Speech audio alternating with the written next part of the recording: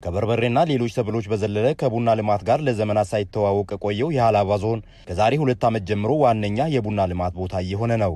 በዞኑ ቡናን ማልማት አይቻልም የሚለውን አስተሳሰብ በመቀየር የዛሬ 2 ዓመት ባህር ዛፍን በማስወገድ ጭምር ወደ ቡና ልማት የገቡት በሃላባ ዞን ወይራ ወረዳ ዓለም ጤና ቀበሌ ነዋሪ የሆኑት አርሶ አደር ሰልማን ሰላቶ በሚያዝያ ወር 2015 ዓ.ም ከ1240 በላይ የቡና ችግኝ በመትከል የጀመሩት ተግባር ዛሬ ፍሬውን ለቅመው ውጤቱን ማየት ጀምረዋል።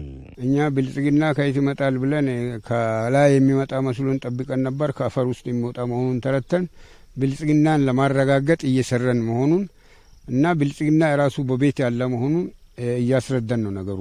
ቡና ተጨማሪ እየተከልን ገቢ ወርቅ አላመረትንም አንልም፣ እያመረትን እኛ ስናመርት መጀመሪያ እኔ ሲጀምር ቡና 30 ብር ነበር ኪሎ፣ ዛሬ 1400 ሆኗል። ይህን የቡና ልማት በክልሉ ይበልጥ ለማስፋት የማዕከላዊ ኢትዮጵያ ክልል ግብርና ቢሮ ቡናና ቅመማ ቅመም ባለስልጣን የ2018 ምርት ዘመን 120 አርሶ አደሮች እያንዳንዳቸው 250 የቡና ችግኝ በኩታ ገጠም በመትከል የቡና መንደር የመፍጠር ኢኒሼቲቭ ክልላዊ የቡና ችግኝ ተከላ መርሃ ግብር በሃላባ ዞን ወይራ ወረዳ ዓለም ጤና ቀበሌ አካሂዷል። የሃላባ ዞን ከሚታወቅበት በርበሬና ሌሎች ሰብሎች በተጨማሪ በቡና ልማት እየታወቀ መምጣቱን የገለጹት የሃላባ ዞን ዋና አስተዳዳሪ አቶ ሙሂዲን ሁሴን በተለይ በዞኑ ባለፉት 2 ዓመታት ባህር ዛፍ ተክልን ጭምር በማስወገድ በቦታው ቡናን የመትከል ተግባር አሁን እየተስፋፋ መምጣቱን ገልጸዋል።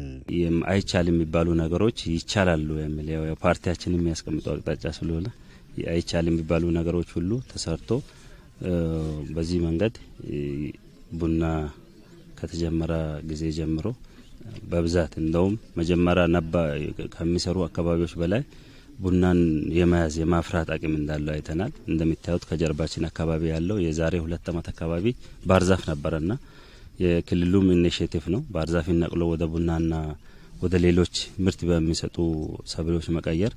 እዚህ አካባቢ የነበረው ጫካ ነው የነበረው፣ ባህር ዛፍ ነው የነበረው።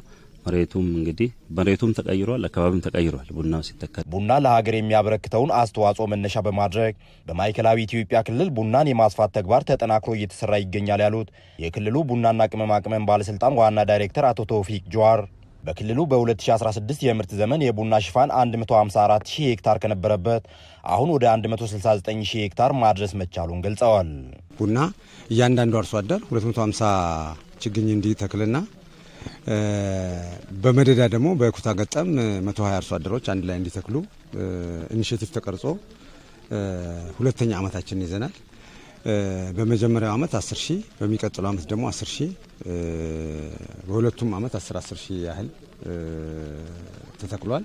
ለቡና ምርታማነት ከዝርያ መረጣ ጀምሮ ከፍተኛ ጥንቃቄ በማድረግ እየተሰራ ይገኛል ያሉት ዋና ዳይሬክተሩ በአሁኑ ወቅት በቡና ኤክስፖርት በዓለም አቀፍ ደረጃ ኢትዮጵያ ከምትገኝበት 5ኛ ደረጃ እስከ 2022 ዓ.ም ከብራዚል ቀጥላ ኢትዮጵያ 2ኛ የቡና ላኪ ሀገር እንድትሆን እየተሰራ ነው ብለዋል።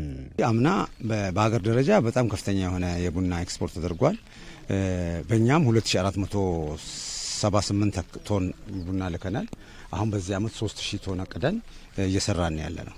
ስለዚህ የቡና ካልቲቬሽኑም እየሄደ ነው። ከቡና ባሻገርም ቅመማ ቅመም እንደዚሁ በክልላችን ላይ ትልቁ ምርት ያለበት ነው።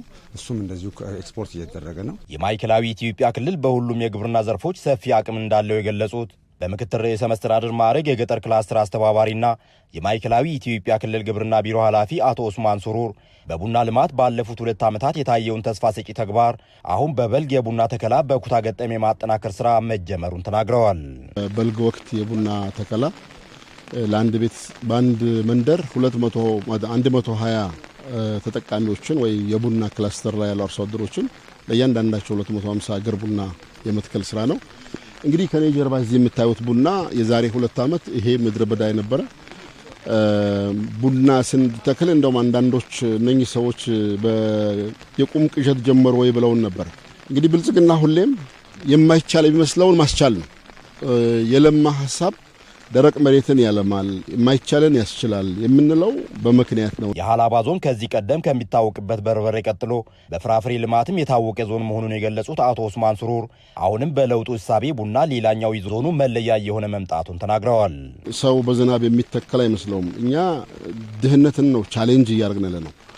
ዝናቡ ለኛ እድል ነው፣ ድህነት ደግሞ ለኛ ፈተና ነው። ይሄ ቡና ለኛ ዛሬ ችግኝ ነው፣ ነገ ወርቅ ነው፣ ነገ ዶላር ነው። ነገ የስራ እድል ነው። በዚህ ዓመት ወደ 44.6 ሚሊዮን ችግኝ ለመትከል ነው ፕላን አድርገን የገባ ነው። ይሄ እንግዲህ በአጠቃላይ ክልላዊ የቡና ሽፋናችንን ወደ 180 ሺህ ሄክታር ያደርሰዋል ተብሎ ይታሰባል። እስካሁን ባለን ወደ ከ167 ሺህ ሄክታር በላይ ያለን። ይህን የቡና ልማት ስራ የማስፋቱ ተግባር ተጠናክሮ ይቀጥላል ያሉት የቢሮ ኃላፊው ቡናን መትከል ብቻ ሳይሆን ተንከባክቦና ሳይንሳዊ ዘዴውን ጠብቆ የተሻለ ምርት ወደሚገኝበት ደረጃ ማሸጋገር እንደሚገባም አሳስበዋል።